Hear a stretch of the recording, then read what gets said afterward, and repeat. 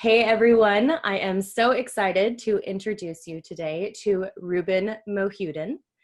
Has a very interesting story that I'm excited to talk about. He was born in Bangladesh, and then at the age of 3, his father took him on a 17-year journey to North Africa, Asia, and Europe, which I'm excited to hear a little bit more about.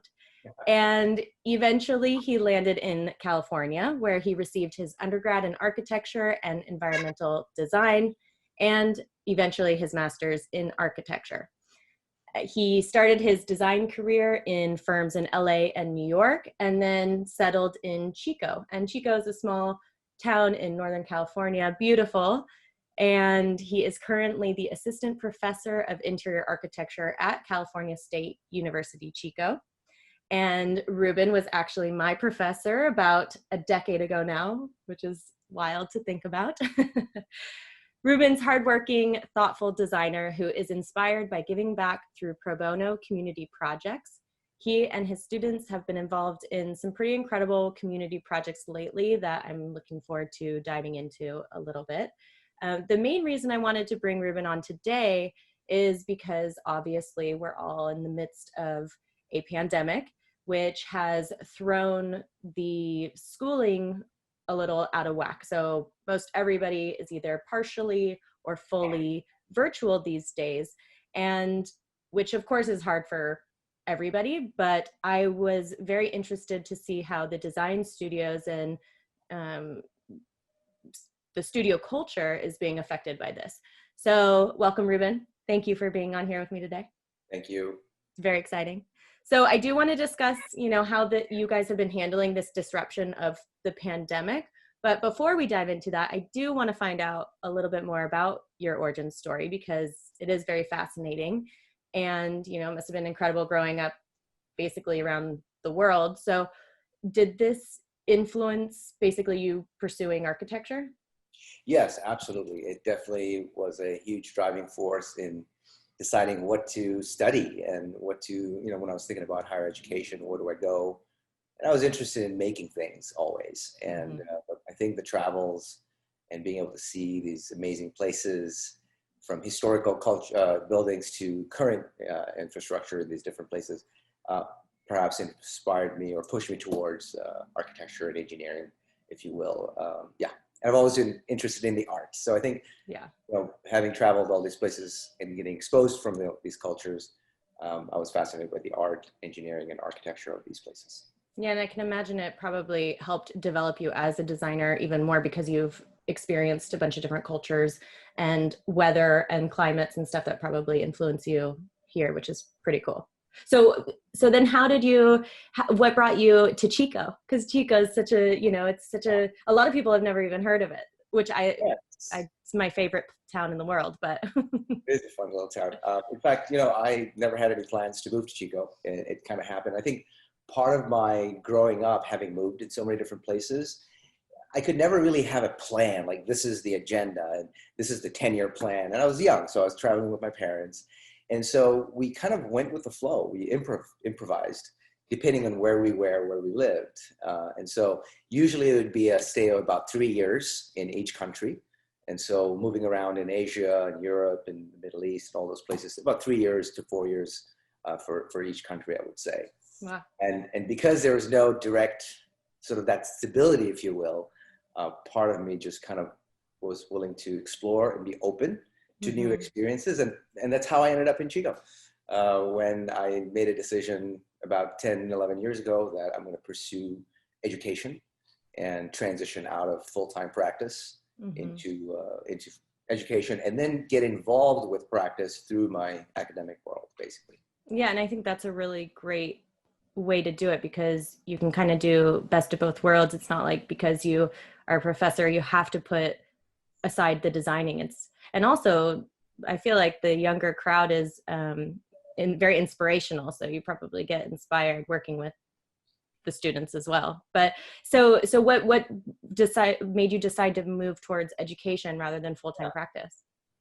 Well, I've always been, as mentioned, I wasn't 100% sure that I was going to study architecture. I knew I wanted to be doing something that allowed me to make things, whether it be something small scale, like a piece of furniture, or perhaps a larger scale, perhaps like a house or a structure, and that you would actually walk into.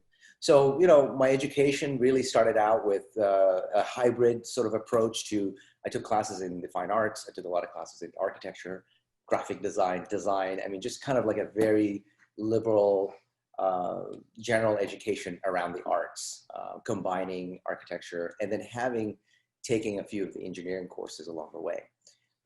And so that kind of developed my understanding of architecture. And then part of me decided to go into education because I, by accident, was invited to join a jury at UCLA. My friend was a professor there at the time, and she was looking for some professionals to come in and talk about the work, just like I invited you. Yeah. And so I went to the session, and I really enjoyed it. And, you know, it was really exciting to see the student work and talk to them. And having recently had graduated, I'd only been out of school for maybe about 7 or 8 years at the time. So with a little bit of experience, not a whole lot, I have so much more to learn. It was fun to kind of see where I was 7 or 8 years ago. And so I was really interested in engaging more. So I started going to these reviews at the end of the semester, and providing, you know, feedback and getting to know the students and understanding them. And during that process, I had an opportunity. They offered me to come in and teach a weekend course in design foundations if I would be willing to. So I'm like, all right, well, I don't have to quit my job to do this. So I decided to go in on Saturdays and teach a weekend course on design foundations. That's how it all started.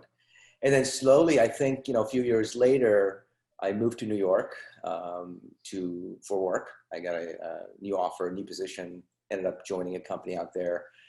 And things were growing really well until the market tanked in 2008. And then I found myself married, kid, pregnant, all at the same time, out of work. And so I really started to rethink, what am I going to do? You know, the situation was different. And I really enjoyed the whole teaching experience. So I thought, hey, why not look into more positions or look into a teaching opportunity? And that's how it kind of segued into leaving the full-time architecture, fast-paced world in New York, and then joining a college town, completely different pace. And totally different pace. Years ago. And that's how I ended up becoming a full-time professor, and currently, you know, I'm an associate professor, and there you are. Yeah. And I can imagine that as a professor, you probably have the opportunity to dive into all the different areas that you're interested in, like furniture design and the engineering side and interior design and the architecture, without having to like work at a firm that only does one thing or something. I think to add to that, one of the biggest reasons that it wasn't like I was just looking for a job in teaching, but the biggest reasons was after working in the field for about 10 years as a junior designer, and then going up to a project manager level, when I was managing larger projects, had a small crew of people working with me, younger designers. I noticed that there was and I think I had the same challenge myself after school, graduating, and I went to SIAR, Southern California Institute of Architecture. And I felt like I had a very strong sense of design and process and creativity, but here, Rouben, why don't you do a set of construction drawings? And I'm like, okay, where do I start? So I noticed that, you know, architecture school, and granted, I was lucky that my undergrad was in New York and Buffalo, and it was a very practical program with a fine balance of the creative aspect of design. But we had to take a lot of courses, and technical courses and construction document courses, structural courses and environmental design courses heavily each semester. And then I went to SIAR for grad school. That was really like a place to explore and experiment and really kind of rethink outside the box and rethink the way you think the world could be. So I think for me, it helped getting out of school and having that practical knowledge and doing a couple of internships along the way. But I noticed in general, after going to these schools and reviewing the work and participating in these reviews, I saw that there was, and there was a little bit of a lack, and I don't say in a negative way, but there was a disconnect between these beautiful ideas and creativity and then the possibility of actually being able to physically achieve something like that. And I think, a lot of designers, especially now having my own firm, having hired people over the years, I've noticed a lot of young designers who come in have a challenge. They might have great skill sets, but understanding how a building comes together becomes a challenge. And, you learn that over time. But I think a lot of that can be brought into the teaching environment. And that's part of the reason I work on these real world projects, create these internship programs, allowing students a segue to be able to take a course, which is a real world scenario with real world clients, and then they get to design something with real parameters.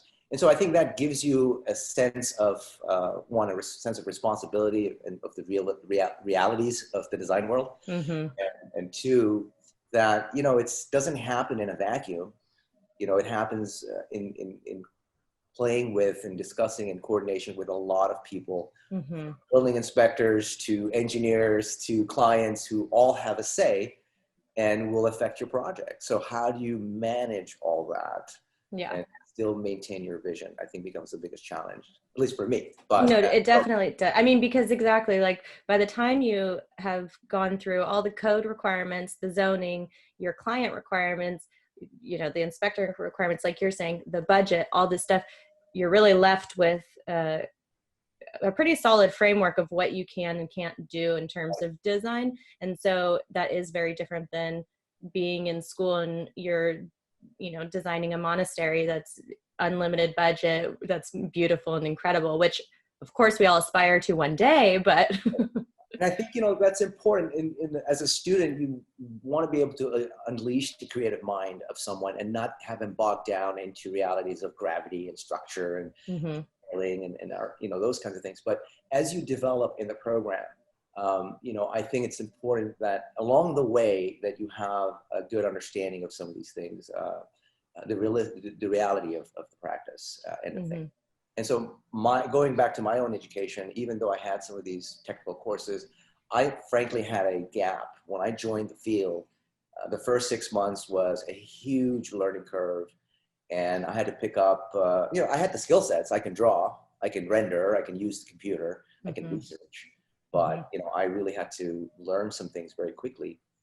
And really, through mentorship and the seniors at the office were, teaching me a lot of this stuff through red lines and whatnot. And you pick it up very quickly. And then the first time I saw the building, like, oh my God, I remember I drew this line, here it is. Yeah. So that made that connection, which, it stays with you forever. And I think, in school we'll get bogged down with a lot of things, but at the same time, we're in a changing world and, the way architectural education, and maybe a lot of people might disagree with me, but I'm going to just say this. Yeah, do it. Architectural education is lacking in many ways. Design education is lacking in many ways. I think there's a lot of creativity involved in it, which is fantastic.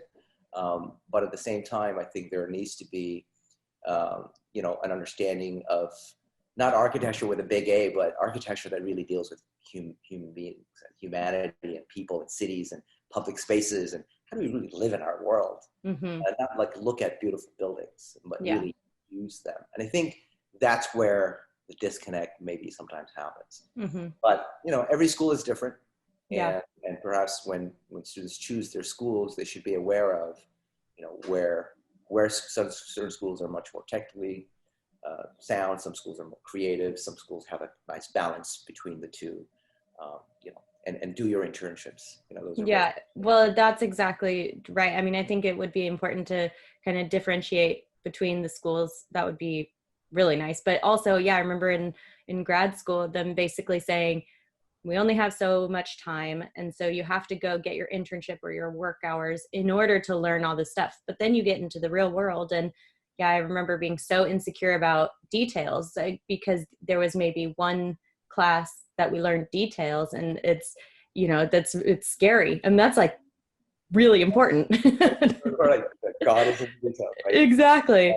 So, and I think what you're doing is really great if you are bringing on the students, and then actually, if they're seeing through construction, because that was really helpful for me, is walking through the site at different intervals, because you could actually see, okay, it makes sense why I'm drawing the vapor barrier there, or why I'm drawing the insulation there, because I'm actually seeing it put together. So having that real world experience with the creative and how to think like a designer and everything is super important. But so with that, I mean, how is that now transitioning into virtual? Because studio is such a hands-on thing. It's very collaborative, and you learn from looking at what your peers are doing, or you guys walking over behind our shoulder and suggesting things. So how do you do that now? How's that navigated? Well, I'm figuring it out every day. I figure. I think honestly, we have a general plan, like, okay, this is the course content. This is how we're going to deliver it, and through a series of lectures and assignments and projects. And so the lecture part is easy because you present it as a PowerPoint or whatnot.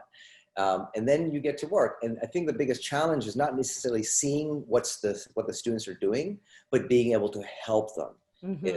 Because of the disconnect, right? And so I can give them a lot of theory. I can say, hey, you can try this, move that wall over, make it thicker, look at contrast, try rhythm, apply more principles. But the model is not maybe well crafted, or the drawing is not perfectly drawn right. And so I can't reach out there and just point that out and correct it and say, okay, here's how to draw a detail, or here's how to draw a wall section. And so what happens is the students do the work, they scan it, they photograph it, they create a little presentation booklet, and they send it to me. And then we have a discussion about the work. We go from page to page. So, and this is foundations. It's a little different when you get to third year, second year, but first year, it's really, part of our program where I teach is the first year, I don't necessarily jump in with digital tools right away. I bring in the digital tools towards the end of the semester. And so we're still picking up pencils and learning how to do basic sketching and drafting and things like that. And then eventually towards the end, they'll start learning how to put that stuff on CAD or SketchUp and some of the other softwares. And then by Studio 2, they're more digitally sound. So what happens is when you're digitally sound, you can open up that software and you can open up that model, and I can work with you on that model, no problem. But I can't sketch with you on a drawing. And so a simple thing could be as we just handed a bunch of assignments in from Graphics 1, their first drafting project. So, it's a basic floor plan of a house with a couple of bedrooms and a kitchen. And it's all about labeling correctly, line weight symbols, elevation markers, all those things, doing it correctly and fine tuning it, hatching, line work. And, some of the scans that came in nicely look great, but some of the scans were not that great. Some people photograph their work and send it in. So, it's hard to maintain that level of quality. And so we're slowing things down, and I would rather do something really well than try to get through the semester with kind of so-so projects, And so it's slowing the process down. One thing it has done is it has streamlined the content. So it's like what's really important.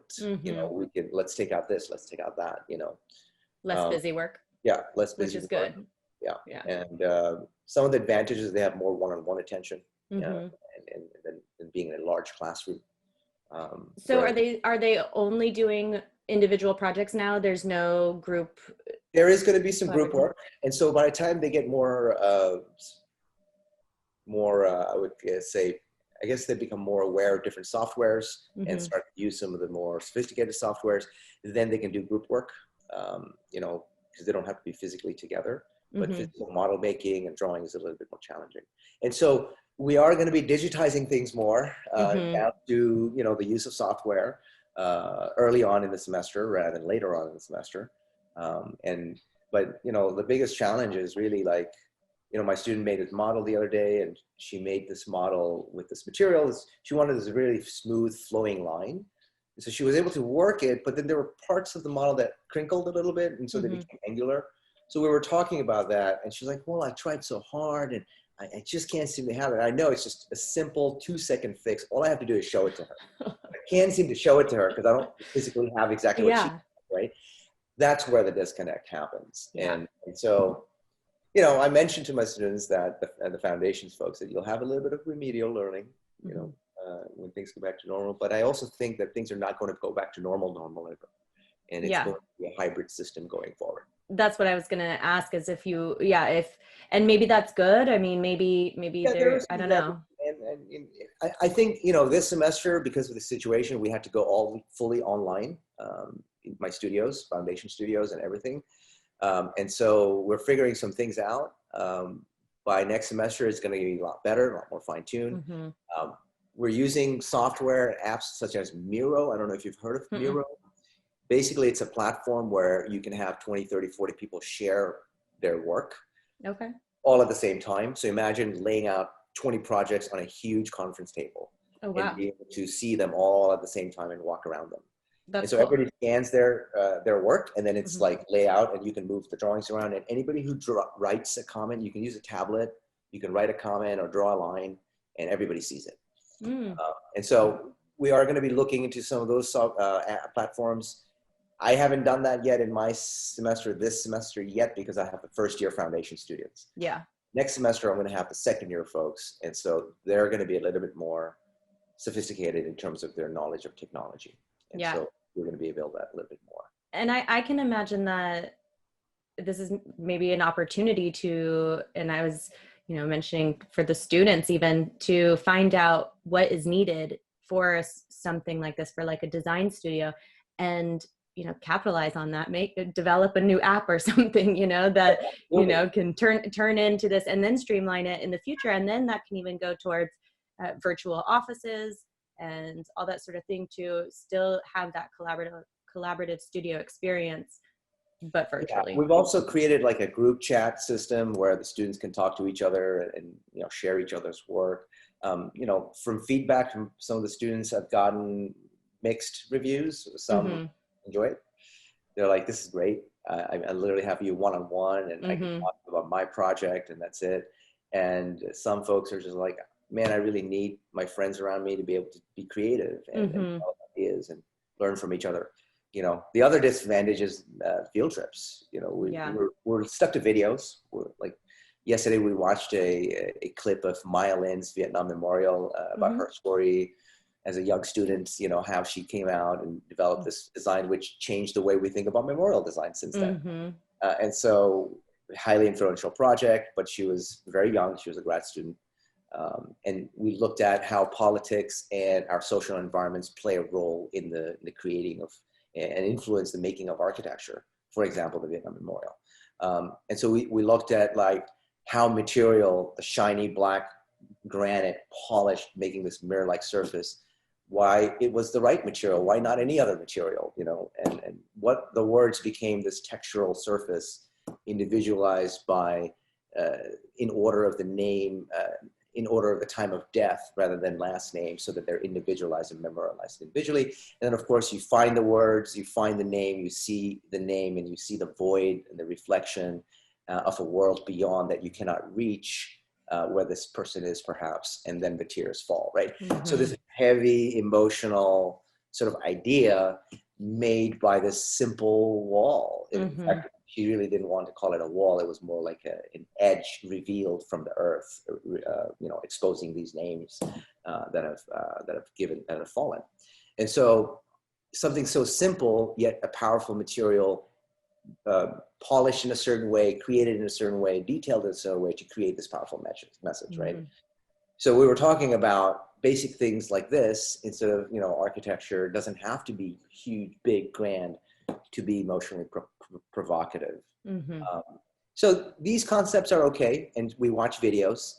But for example, a lot of times I'd like to go to a construction site, or I'd like to go, there's a concrete pour happening. Let's go check out this concrete pour, and all the building system students go there and look at it. I mean, it's pretty cool to look at that and see it.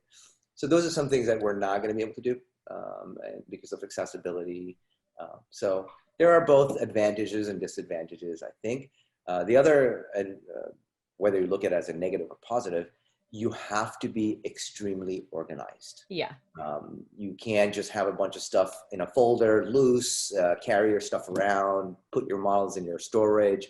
You have to document them, you have to photograph them, you have to scan them, you have to make them organized so that when you present them, you're not there to explain anything, you're on a screen. It has to be self-explanatory to the visual for the people who are looking at the project. So it's forcing our students to become a heck of a lot more organized. Which is maybe, I mean, that's good in the long run, but yeah, I mean, that's really difficult, especially like, yeah, having all your sketches and having that all in your small dorm space, for Yes. example. And Yes. yeah, that's not We're easy. also And working on an 11 by 17 format this semester. We're not going oh, any larger than that because I don't mm-hmm, know what the situation is with people mm-hmm. homes or apartments.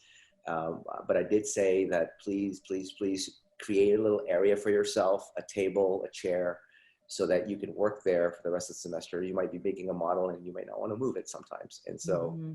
give yourself a dedicated spot. You know, Yeah. and every student's different. Sometimes they're laying in bed in the class. You can kind of tell when they're waking up, and you know, sometimes they're ready to go, prepared. So Yeah. everyone's, you know, So is Chico State talking, is there in the talks of going back in person at any point? No. they have announced next semester, spring, is also going to be online. So perhaps in the fall, I have no idea. Yeah. What happened in my case, in fact, you know, in the beginning, before the summer started, pandemic broke out in March, we went online. Everybody went online mid-semester. Mm-hmm. And so we were like in March, so we're like wrapping the semester up. We're not really recreating the whole class anymore, but we would have the summer to redesign courses, lectures, all that kind of stuff ready for the fall. And so they said, since I have a studio course, I have a huge lab, the new building, we could have a couple of different sessions and do like a hybrid. Mm-hmm. And so the plan was to do a hybrid. We would meet like 4 or 5 times a semester in the class, and then the rest of it would be online. And that changed like overnight once it started. And then they announced within the first week that school is going to be fully online. And so basically the first week of class, I had to redesign my delivery process and assignments because all of a sudden like, oh gosh, I'm not going to be in class. I can't give my students materials to work with, paper to work with. I usually give them some supplies to start out with.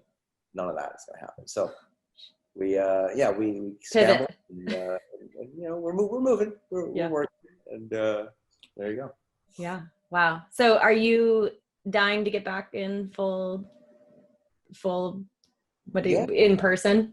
You know, I'm enjoying both. I really miss my classroom. I'm a person who's very social and very interactive. I like to talk to people. I'll pick up the phone and call them instead of sending a text message, right? This is the kind of person I am. And so part of me responds to my environment. This is something growing up in so many different places. Being the new kid around the block every time, I had to learn how to kind of, you know, be accepting of my environment and explore new things because I was always the new person. No one's really going to come to me. I have to go to them. And that mentality kind of, you know, made me someone who's very social and I like to, I'm very much, like I said, react to my environment. So in the virtual world, your environment is really just where I am right now. It's my office and it's not the classroom. So it's a different level of energy. So I miss that. I miss that a lot. I do think that in the future, certain classes can totally be taught online. Some classes, not all. And I also feel like some courses in studio can also be done hybrid, where we can do a lot of, you know, online and in-class sessions, mixing them up together. That would create some advantages in terms of logistics and cost, maybe, I don't know, in the long run for both students and faculty. Yeah, so, definitely. Yeah. I mean, often a lot of my projects happen to, not a lot, but some of my projects happen to be out of town. And so, like in the Bay Area and, or out of state. And so I usually travel once or twice to see the site and do, you know, basic research or maybe once during construction, but the rest of it is done virtually. And so having had a little bit of experience working on Zoom with clients from different parts of the world and different parts of the country has definitely helped me transition into the system easier than I've seen some other faculty. Yeah, I bet. It's a wild transition that we've all had to make so quickly, but it sounds like you guys are doing a pretty good job. And, you know. Yeah, I mean, it's moving. And, things are progressing. Students seem to be, no one's coming to me saying, I'm not getting it and I'm lost completely and I need help. Everyone's moving along. Some better than others. That's just normal. Yeah. And so, yeah. Yeah. Well, I do want to, you know, backtrack to your work and your community involvement. You guys are in Chico, which has experienced a lot of some of the most devastating fires around you guys in the most recent years. And, you know, the biggest one being Paradise, just up the hill from you.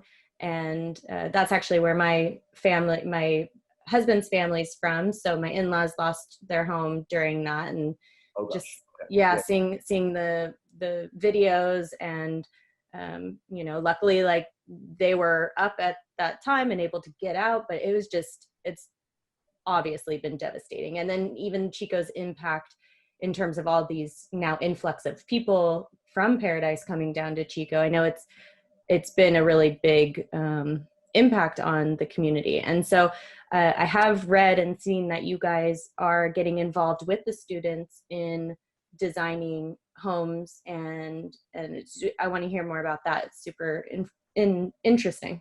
Yeah.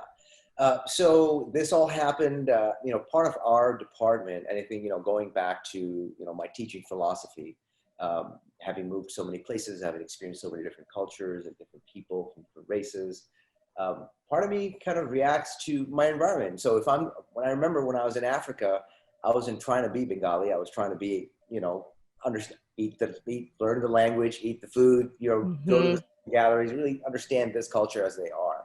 And so I tried not to be a foreigner or a tourist. In the beginning, of course, you are, and then you kind of assimilate. So in 3 years, and it's time for you to go. So it happens very quickly and abruptly. So I was able to pick up on these cultures and then move. And so now that we live in such a globally diverse society, and coming to the US was kind of a very interesting experience for me. I was 17 when I moved here. And this is one of the only countries in the world where I saw a melting pot, truly a real melting pot of people. And I was in New York, and I was like, you walk one block and you hear 20 languages, you know, in the city, and you're like, wow. And you want to eat, what kind of food you want to eat? There's everything there from all over the world. So it was a fascinating experience because all the countries that I lived in were more generic in their population. So I lived in Saudi Arabia, mostly Saudis. There are expats. I lived in Thailand, mostly Thai, but there are expats. But when I came to the US, especially New York City, I was amazed by, you know, the differences in culture and demographics. And the fact that you can be standing right next to a very high level person from a big corporation and be standing next to someone who happens to be the janitor of that corporation at the same time. So this is a very interesting dichotomy. And so my work has always been influenced by my environment. And so a lot of the practice that I've done has been, I try to work on projects that have some kind of a cultural connotation. So a lot of my clients are not necessarily from here. Some are immigrants, some are hybrids like me, partially because I feel like I understand cultures and I understand how to work with culture and translate architecture, which is culturally relevant. And not necessarily, you know, if you have a Chinese, you know, client, you design a Chinese architecture. It's right. That's not what I'm talking about. I'm just understanding the way we live, you know, more than the way a building looks like. And so I was fascinated by that. The companies I used to work for also did a lot of residential work that was housing and individual private residences. That was international and national. So I worked with a lot of different people from different countries. So I pursued my career where I was able to work in multicultural environments, from clients to folks I work with. And then eventually when I transitioned into teaching, you know, early on, even during my professional work, professional time, before I went full-time to teaching, there was time where I was just teaching part-time at UCLA. I started getting involved with community projects, just as a pro bono. Like, people do competitions to, you know, hone their skills, and you know, other than just real projects, they do competitions. And people have hobbies. They draw or paint, or they go fishing. And I have plenty of hobbies, but I wanted to do something, you know, that was community oriented, because I was working on housing projects and residential projects and some really high-end ones in LA and New York, and I wanted to be something community oriented. During that process, I basically started working on small community projects. One of the first ones being an aviary for an animal-assisted therapy shelter in Los Angeles, the Veterans Hospital in Westwood. And so they wanted to come up with a design, small little, 50 feet by 50 feet space, come up with a design where we can bring homeless parrots and homeless veterans together to heal. That was the concept. I love it. And so here I am teaching at UCLA. I'm in the elevator going down the building, and I hear Dr. Lindner, who was the original person on the project, and her partner talking, and they were complaining about how the architecture bids came in way too high, and there's no way we can afford this project, blah, blah, blah. So I just kind of like was nosy, and I overheard. And we were in the building. I'm a professor there. So I said, hey, by the way, I'm not being nosy here, but I was just curious about your project a little bit more because I heard about parents and veterans, and I'm fascinated. Can you tell me more? And she was very happy to share her project. And so by the end of the conversation, I said, would you be interested to work with a group of students who would help you design this thing? And then we can build a model and then, raise some money with the community and see where it goes. And she was like, okay, let's try this out. And I created an assignment, an internship program. And I said, it's a volunteer program. If you want to join in, you can join in. And that's how it all started. That was my first project. And I thought maybe a few students would volunteer. 20 kids showed up. That's awesome. And I was like, okay, great. And so we did a bunch of charrettes. We built models. It was a lot of fun. And they earned some studio credit at the end of the semester. And then we were able to showcase some designs, some renderings, some models. And then we showed it to the VA hospital. They were very excited about it. And they said, you know what, with all this stuff, we can raise money. So they started doing these community fundraisers. People would come and see these models and drawings and renderings of people and interactions with parrots and healing. And next thing we have like $200,000. And then we started building it. And so, these are my students from 2003, 2004. So they're like you. They've all grown up, have families, have practices, or have become successful designers themselves. And we're all in touch still today. And we still talk about that project because it was such a memorable project. Yeah, and they could start their portfolio even and their experience with that. Yeah. And granted, each one of them have gone into much bigger, I don't want to say better, but much bigger ideas and projects and infrastructural ideas, and have traveled the world and whatnot. But I for some reason, they still go back to that one little project. And it's like, you know what? That was so much fun. We really changed people's lives, with nothing, which is, with nothing, literally just some good design work. That's all I did. Some ideas. Some ideas, yeah. Yeah. And so when I started thinking about full-time teaching, I had to market myself like, okay, well, I don't want to just come in and teach. Everybody teaches. So what makes you so special about your teaching? What is your philosophy? And so basically I presented an idea about community work and the fact that, we need to start thinking about our communities more because at the end, these are the environments we live in.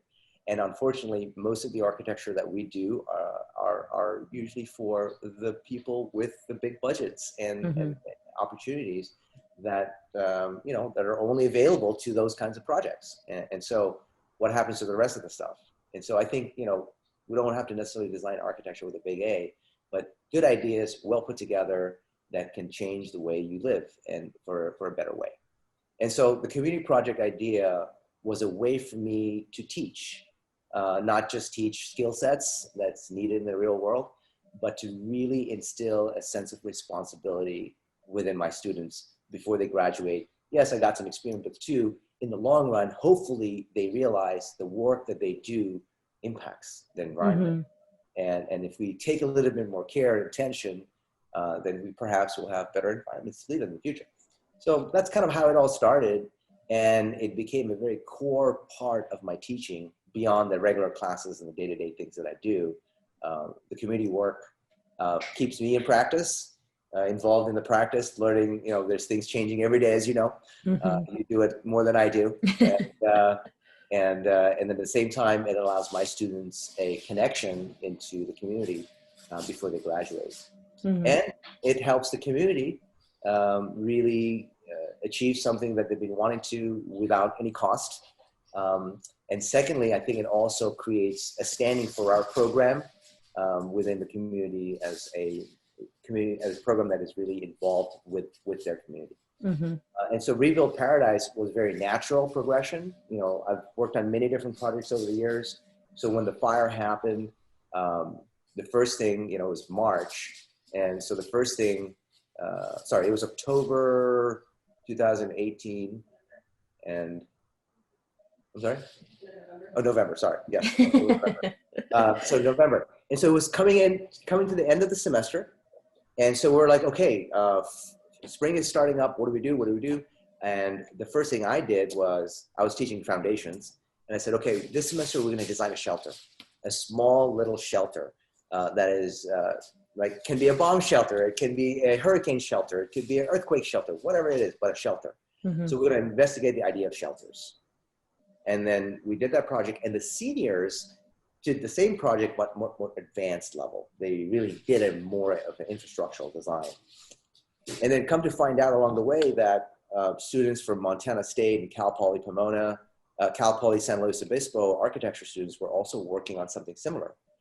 And so I contacted all of them. I said, you guys are all here in Come to Paradise. So what if we have this huge exhibition of work between the 3 different universities of all the projects, hundreds of projects of students coming up with ideas and concepts for Paradise. And we had this thing happen at the end of the spring semester. So the community, it was open to the community. It was presented up in the Paradise Alliance Church down here on campus.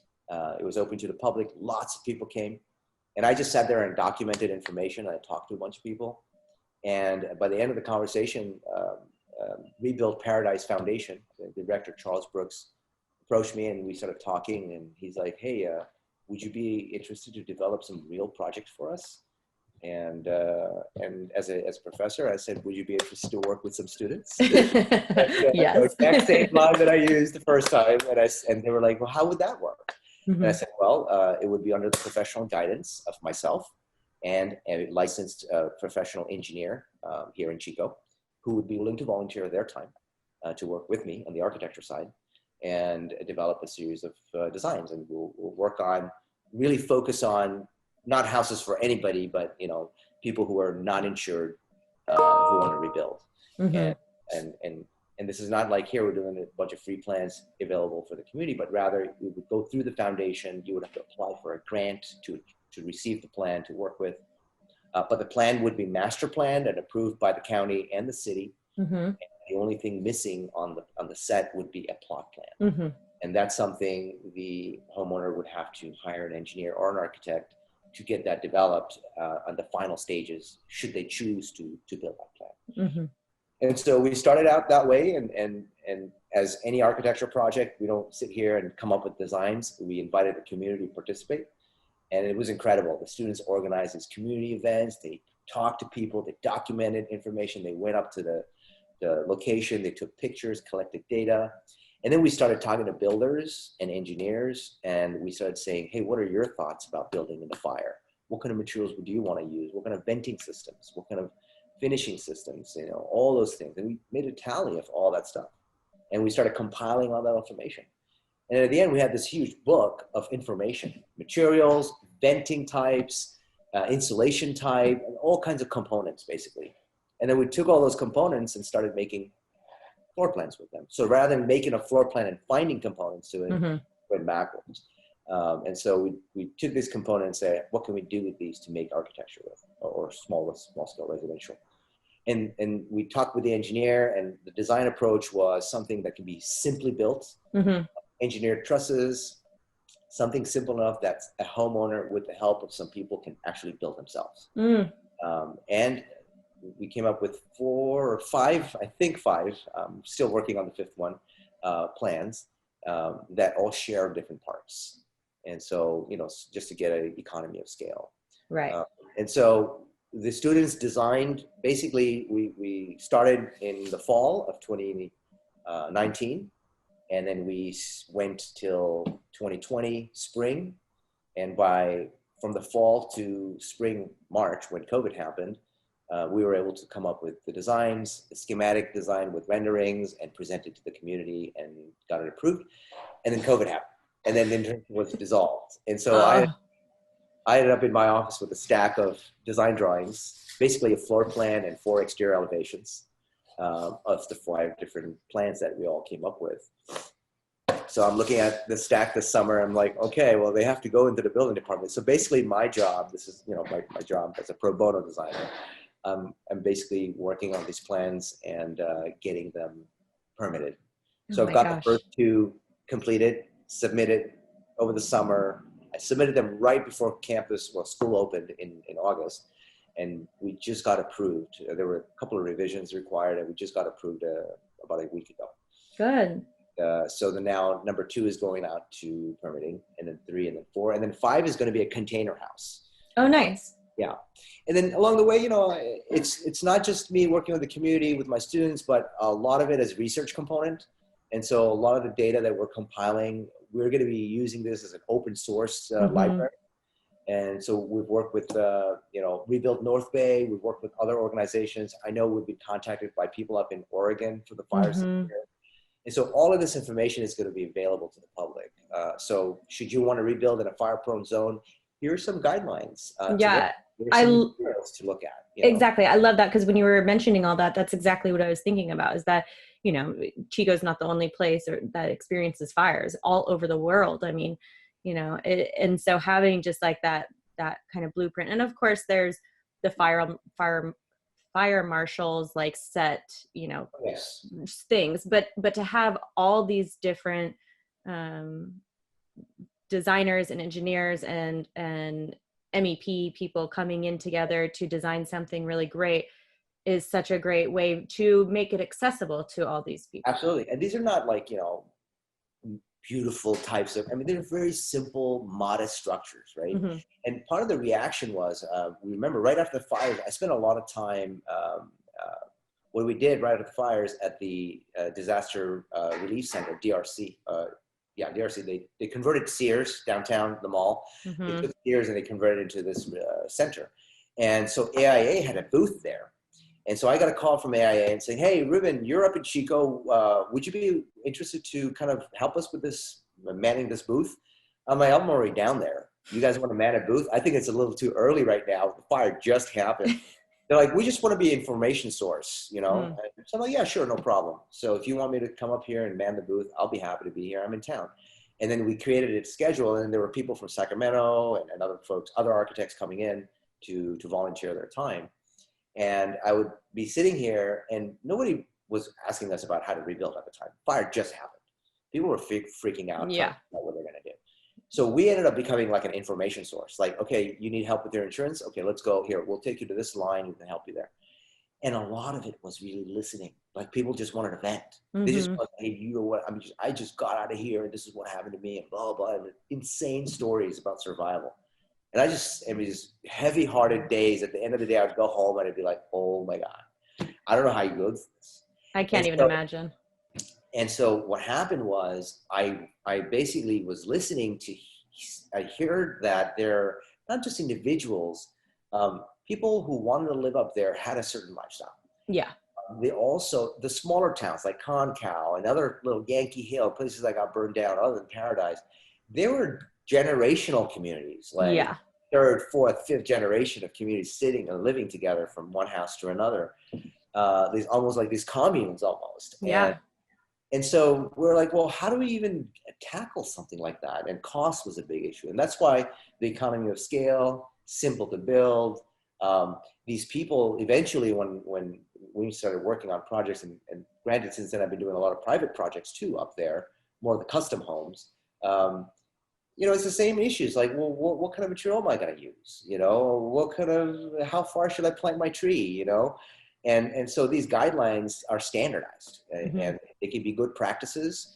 And these are guidelines that we're not just coming up with, but through our research of talking to different people who survived fires, builders who have rebuilt after fires, getting their input, and it was very crucial.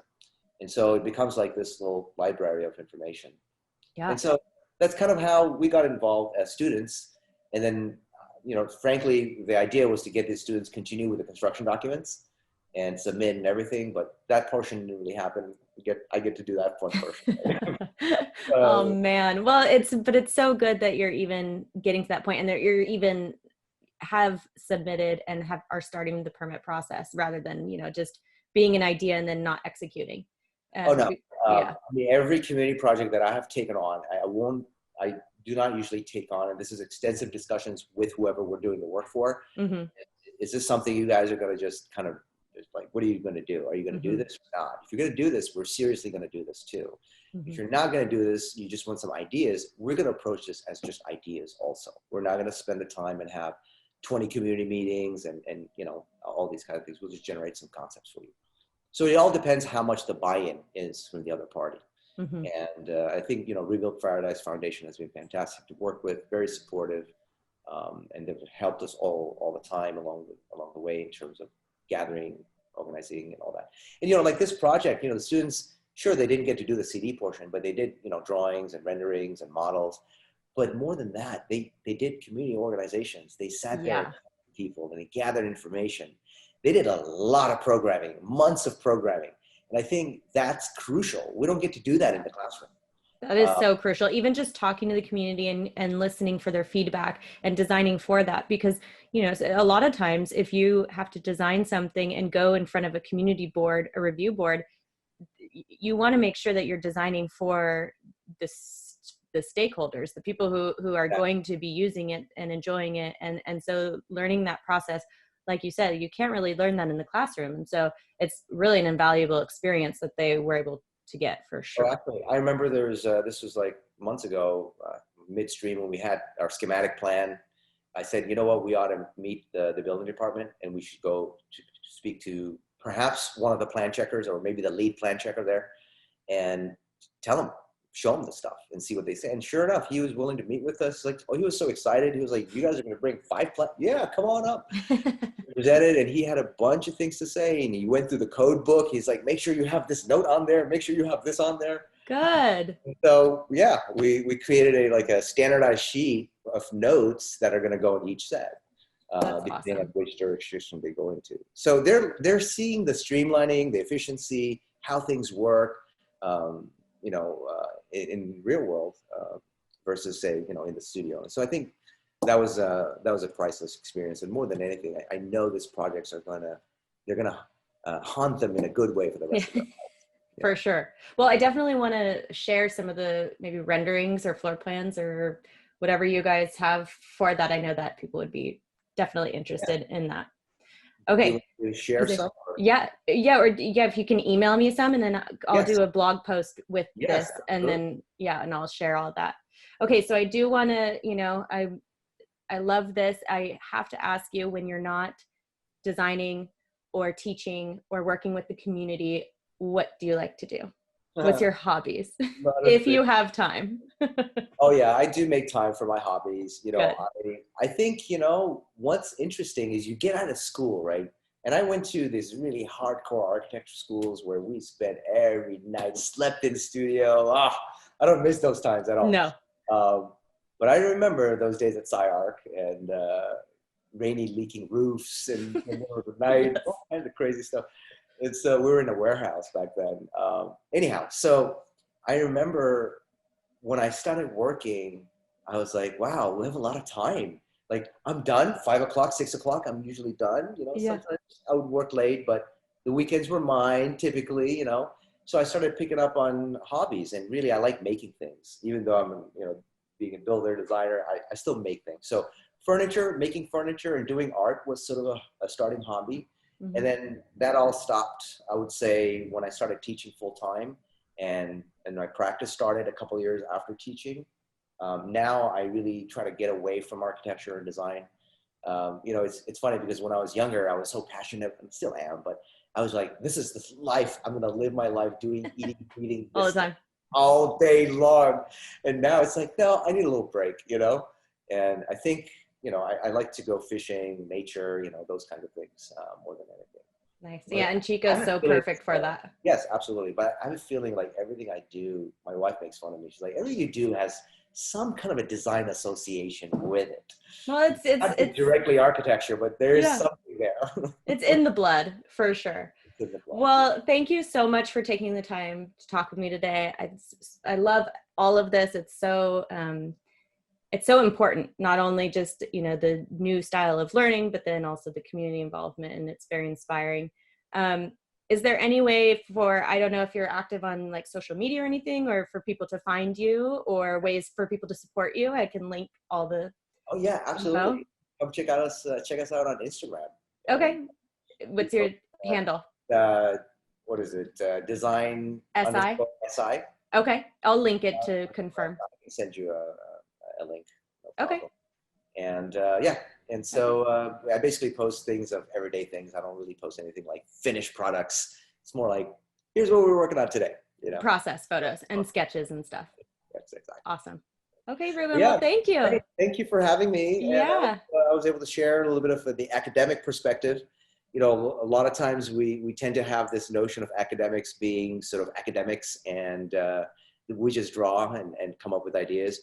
But I think more and more so, because of the current conditions of where we are in our environments and the social challenges and issues that we are dealing with in our everyday in our cities, we as designers and architects have to become much more aware. And it doesn't start when you start your profession. It starts when you start your education. And the way of learning and seeing the world can help, how you project yourself down the line. And so I hope to sort of bring that into my students, because at the end of the day, yeah, I could be someone who's fairly creative, I think, but there's a side of me which is extremely practical. And so I think it's a fine balance between the two. And that's something they don't necessarily teach you in school. And so I hope to be able to bridge that gap for students as they progress. That's perfect. And I think that it's good because I do have a lot of people who follow me and the podcast who are students or who are interested in going to school. That's honestly the demographic who reaches out to me the most, is people saying, I've seen your story. Should I go to architecture school? Or, what is this the right path for me? So I think this will be a really good opportunity for them to hear kind of what it's actually really like. And because I did just do a past episode on kind of the architecture side of studio and, how you really got to love it and be in it from a student's point of view. But to talk about the whole community involvement is really exciting. And it is such an amazing thing to go through. So I think it'll be inspiring for people for sure. Excellent. Well, thank you for having me. I'll send you some examples of pictures and we'll be in touch. Perfect. Thanks, Rouben. Bye. Have a good one. Bye.